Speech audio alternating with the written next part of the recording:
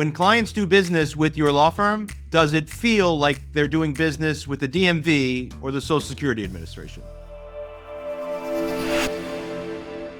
Hi, and welcome to this week's Your Practice Mastered podcast. My name is Richard James, and recently I had to take a trip to the Social Security Administration because we have a young man living in our home who is on a work visa for our company. So we needed to get him a Social Security number. We got there early, and the line was already down around the block. I didn't know that you needed an appointment for the Social Security office. No problem. I walked up to the security officer. I said, hey, question for you. How long does it take if you have an appointment? He said, probably about an hour and a half. I said, okay, how long does it take if you don't have an appointment? He said, 4 to 5 hours. I'm like, okay. So I went back to Alex, the person who has a work visa, and I said, hey, what do you want to do? We can schedule an appointment for tomorrow, or you can stay here and you can work from here, or just reschedule the appointments that you have for the day. He said, look, 45 hours is kind of normal in Mexico. I'll just sit here. So before I left him, I went up to the administrator and I said, hey,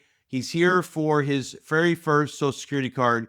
Here's his documents. Do we have everything we need? And they said, yep, no problem. I went home. I got a text. Hey, good news, I'm done. Bad news is they rejected my application.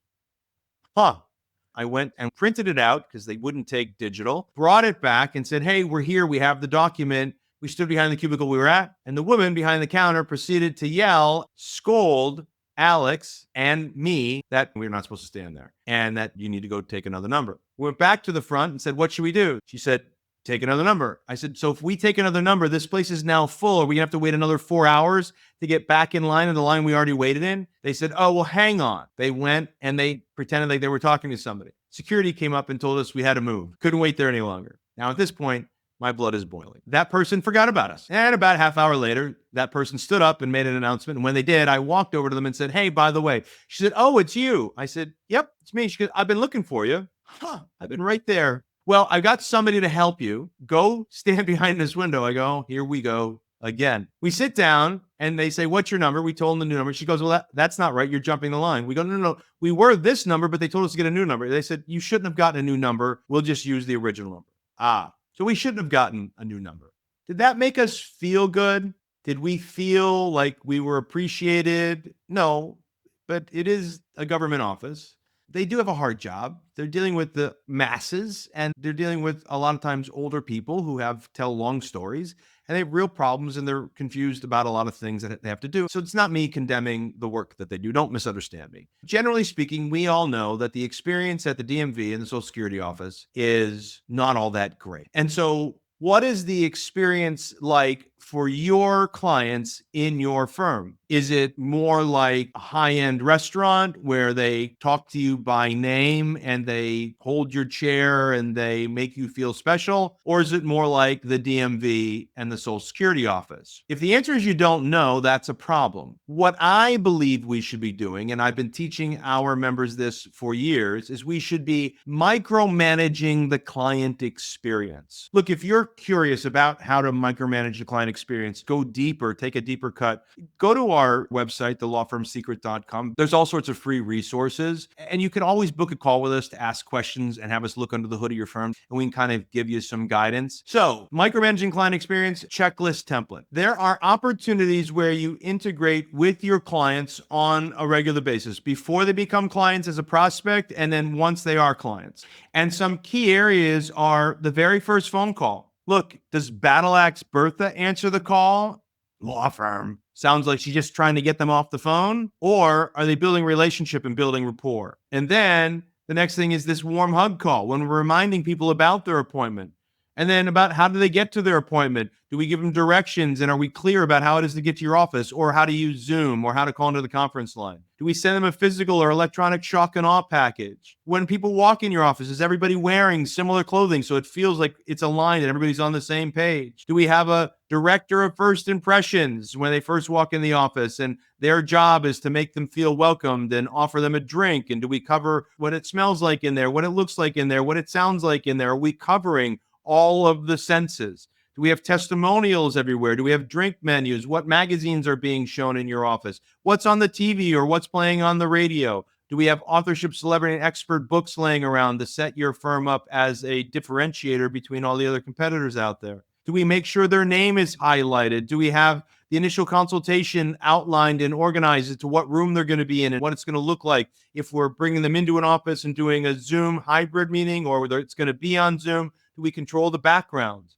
And then after that, what is collections process like? And is it polite and kind? And then are we running a BAM FAM system, book a meeting from a meeting, so the client knows exactly what's going to happen and when every time they finish meeting with you? And do we test their overall experience with red, yellow, green calls? And do we have deadlines? And do they have reminders about all of their court dates and the homework they need, or whenever the case is closed? And do we celebrate what's going on? And then post that, do we nurture them? And so the question is, as we work with your clients, do we actually say to ourselves, I wonder how they feel about this? The firm that I built in Phoenix, we built that firm from $0 in gross sales to $3.5 million in gross sales in a couple of years. However, as I try to do more of the micromanaging the client experience, they wanted to do less. And their answer to me was, oh, we sell Hondas around here, not Cadillacs, because they were a bankruptcy firm. And I said, but you're missing the whole point. We want to make them feel amazing because the plan is to sell other practice areas down the line as we build this firm out. And we want them to know that when they come back to us for the Cadillac,